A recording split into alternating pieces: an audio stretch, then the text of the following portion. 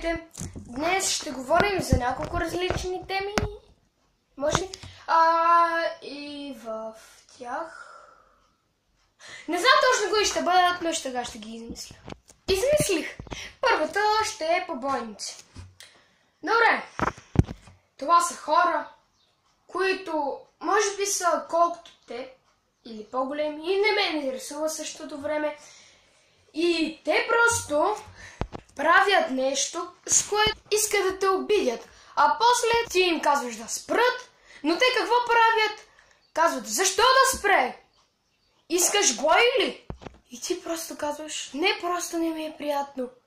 А те, той ще заслужи боя. Това е малко тъпо и подо. Ти ще ги бъдем по-кратки, да, наистина. Следващата тема ще бъде правежите.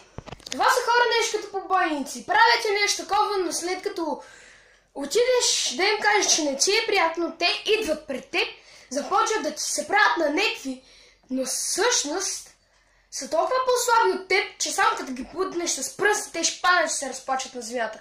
Но всъщност се правят на такива, че всъщност да те страда да ги удариш. Защото може би са двама, трима или нещо такова. Следващата тема ще бъде днес-утре. В това ще се разказва всъщност, че днес денят ти е хубав, а утре денят ти е ужасен. Или пък обратното. Днес е ужасно, а утре е готино. Примерно вчера бях на рожден ден и беше много готино, а днес съм болен. Защото този рожден ден беше на плажа. Вчера беше червено знаме. Или не, миналия ден беше това. Да, миналия ден. Както виждате, малко съм болен. Беше червено знамето. И както казах, един ден готино, на следващия или на последващия ден, най-много 3 дни, си, както сега, аз малко го съм така, защото казах защо. И следващата кратка тема е времето. Даже в момента мога да ви покажа колко бързо минава времето на ето този скапан часовник тук. Вижте. Секундата вече мина, а аз говоря като пачок тук. Следващата кратка тема – музиката. Нещо, което аз не мога да живея без него. Или пък, както са казали хората, ако пееш, зло не мислиш. Следващата кратка тема е телевизията и храната. Представете се, че вие сте пред телевизора, но кухнята там, където има мега много вкусна храна, или торта, или каквото ще е там, тя е далеч на коридор и половина. И да кажем, че вие гледате любимия си филм и сте гладни в същото време. Какво правите? Мамо! Дай ми храна! Но тя си блее в телефона и хич не ви чува. Следващата кратка тема е неудобното. Имам много такива случаи, но ще ви кажа един или два, или поне тези, които си спомням. От тези, които си спомням. Примерно, че сте в автобус или в каквото и да е, просто сте някъде на обществено място. Най-вече в автобус. Вие сте седнали на една седалка, където има 2 седалки. Вие сте седнали тук. Да, до прозореца. А тук има още една свободна седалка, която не е използвана. О, не. Сега.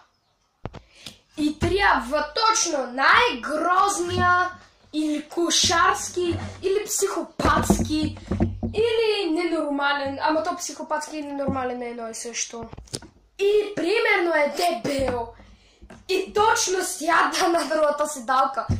И ви притиска до стъклото. Това е неудобна ситуация.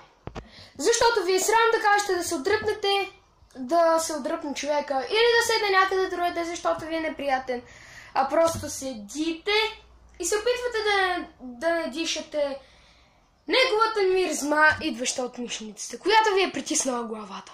Това беше за този клип. Много ще се радвам да ви хареса. Може да напишете от всички тези работи, които казах, защото даже и аз не ги запомних. Може да пишете нещо, което ви се е случило както на мен, от тези всички работи, защото и аз не ги запомних, както казах.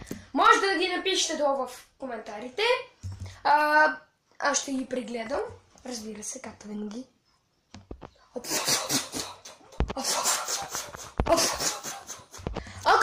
харесал клипа, може да натиснете лайк бутона и да се абонирате за мен. Също така и ще пратя линк, както на всичко. Ще пратя линкове на Facebook страницата ми и на Instagram, където мисля, че съм качил 2-3 снимки. Понеже го имам от няколко дни. И да го изтеглих и се направя профил само заради това. Само и само заради шибан интернет и YouTube канала ми да го е пи. Благодаря, че гледахте и до скоро!